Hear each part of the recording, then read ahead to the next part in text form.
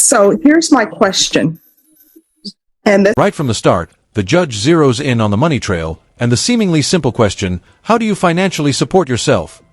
Isn't small talk. It's a calculated setup that sets the tone for the entire case. is my concern.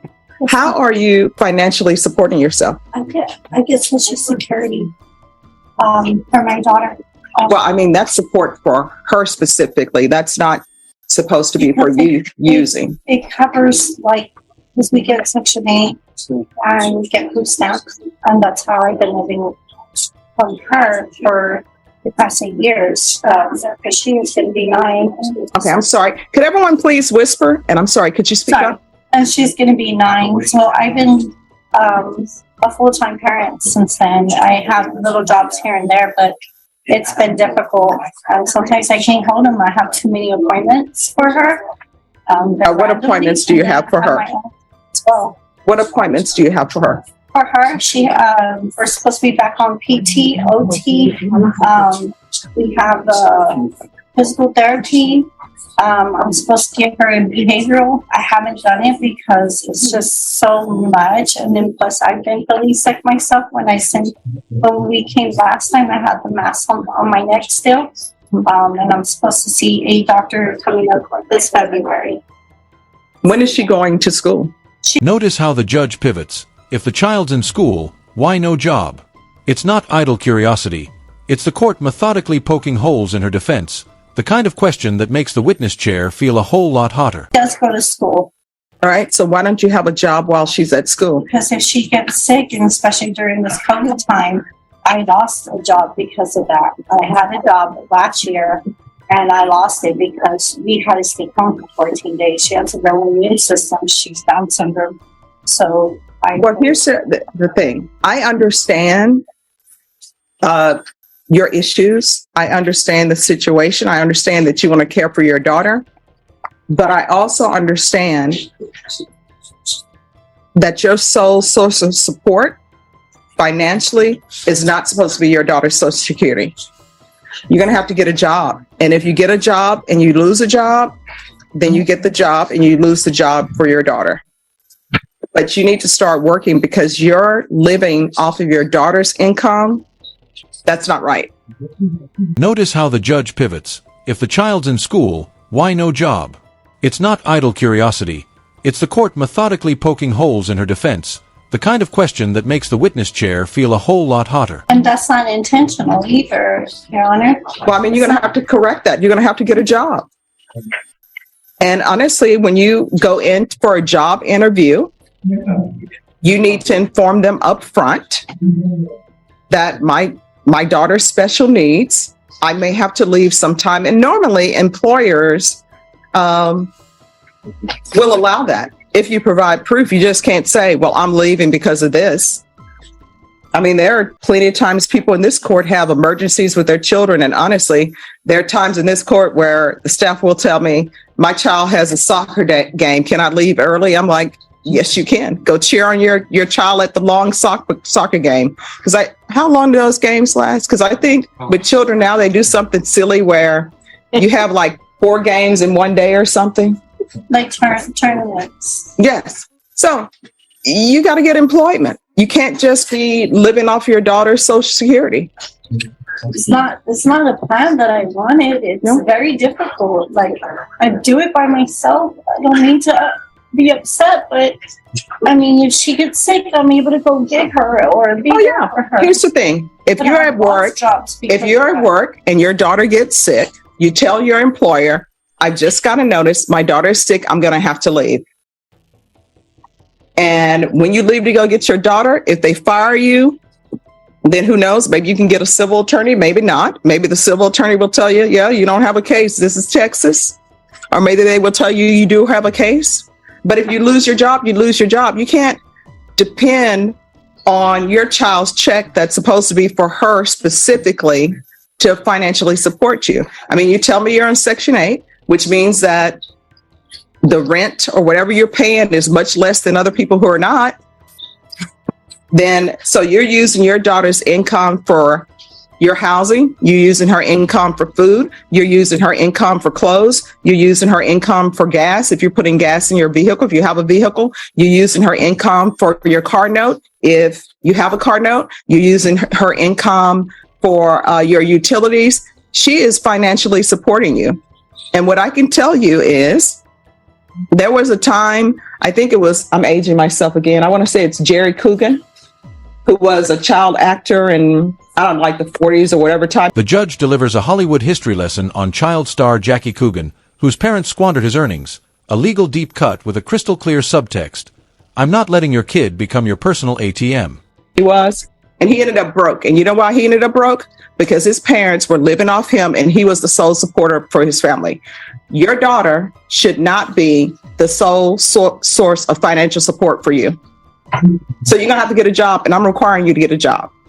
And if you end up getting fired from that job, then you get fired from that job and you're going to search for another one, because your sole source of income should not be your daughter. You understand? How old is your daughter? She's 8 years old. And the fact that you're using her money specifically for you to live off on, guess what? It's like your daughter is going to work to support you. It's not like that, Judge Boyd. I had a job before. I lost a job. I tried to get a job again. When you do call centers or try to work from home, I'm trying. I have looked for jobs. I have put Indeed. I put everywhere so I can work from home.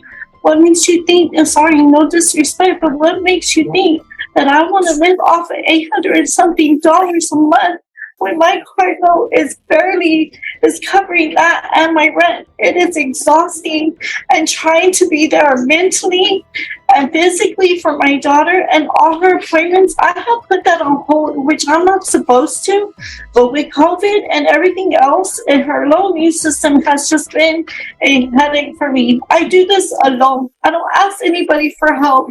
I don't ask for any extra. Is her father alive? No. Not alive. He's not around. He said he didn't want a retarded daughter. All right. So here's the thing. And this is what I try to tell everybody. We choose our partners in life. We decide to have children and we choose the partner that we're going to have a child with, normally. So you chose him. And guess what? I'm not your civil attorney, but you walk straight over to civil court and you file documents to have him put on child support. And he has not paid. Well, then you need to go do an enforcement and you need to get an attorney to do that. But I want you to hear me clearly. I understand your issues. I do. But it doesn't change the fact that you are living off of your child. You're living off of her income. You need to get a job. That's the way it's, you got to get a job. That's the way it has to be, because you can't live off your daughter's income. Your daughter, even though she's getting Social Security, it's as though your daughter is working. You are not working and you're living off of her. You're living off of her. And honestly, you're living off of taxpayers because you're in Section 8. How much is your rent? $138. It's going up. Okay. So it's $138. How much should it really be though? I've had people come before me, their rent is $27 when it really should be $1,500. Everybody else in here, and not everybody, because I don't know everybody's situation, but I know everyone who is in the well of the court, they're not paying $138. I would love to pay $138 for our place. I would be living like a queen, traveling every single day because it's only $138. So here's the thing. You have got to get a job. End of story. You can't live off your child. And if there's a call center you can work for, then work for it. If you can work at McDonald's, then work at McDonald's. But I am not going to allow you to live off your daughter. And you're here for a driving while intoxicated case that was reduced to a misdemeanor. So the fact that you had alcohol, guess what? Your daughter paid for you to have alcohol. And I know your daughter's not drinking. So you took part of her Social Security money to pay for alcohol. I didn't pay to use alcohol. Did somebody buy you that drink? Yes, ma'am. It was my birthday time. Who bought you the drink? My friend Val. All right. So you're out drinking, enjoying your life. And was your daughter with you when you were drinking? Yes, ma'am. And this is dinner. So there we are. But you're going to get a job. Everybody in here is required to have employment. You cannot continue to live off your daughter. And you need to stay in touch with probation, because I'm not even asking you to pay your fees.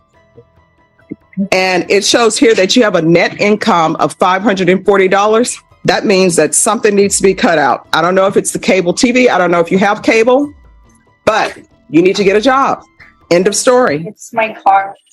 All right, you need to get a job. All right. So she's going to be required to get employment. And when is my probation end? You're going to get employment. And here's the thing. If your probation needs to be extended, it will be, but you're getting employment before you leave this court. Part of completing probation successfully is having employment. Now, if you don't want to be on probation, if you want to, you can find someone who you trust to take care of your daughter, and we can send you to the Bexar County Jail, and you can do your time at the jail. But you will have employment in this court. Otherwise, a motion to revoke is going to be filed, and you could potentially be at the Bexar County Jail for 180 days. It's completely up to you, but I require everyone to have employment. And again, she's not to have employment as a home health care provider or with minors. And I'm going to want an update on her employment.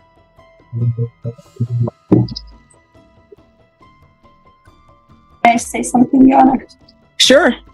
I just don't want you to think like I'm using my daughter. That's not what it is. I was employed. I haven't been employed since last year, and I haven't found a job. I have been looking, and well, if you have not been employed since last year, what month last year? When's the last time you?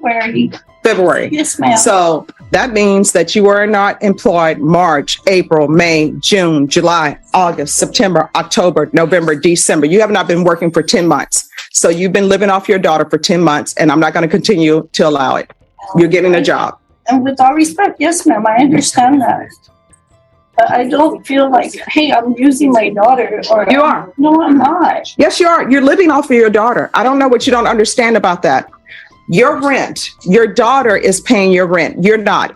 Your utilities, your daughter is paying your utilities. I am the gas, you're not providing for her. The government is providing for her through her SSI. I am her caretaker. I take care of her. You're not doing a good job because you are living off of her. How am I not doing a good job? You're living off your daughter financially. Here's the thing. If SSI were not to give your daughter any money, if you didn't have your daughter, you would not be getting Section 8 housing. You would not be living at the place you're living for $138. And it's probably, how many bedrooms is it? It's two. It's 2 bedrooms. How many bathrooms is it? 2. All right. It's 2 bedroom, 2 bathroom. I can tell you right now, I know without even looking at your place, that place is more than $138. And the reason why you're getting it for $138 is because of your daughter. So the taxpayers are picking up the tab on what you really should be paying for that. So you can thank your daughter for that. The utilities, if you have to pay utilities, your daughter is paying that, not you. The gas you put in your car, your daughter is paying that, not you. The groceries on your table, you say you get food stamps, the taxpayers are paying that. And anything extra that's not covered for food stamps, your daughter is paying that. So yes, you are living off of your daughter. You're not bringing anything financially to the table. And I'm going to say it for the last time. You are getting employment. You will have employment by February 2nd. If you do not, a motion to revoke will be filed, and you could be looking at 180 days in the Bexar County Jail. Thank you.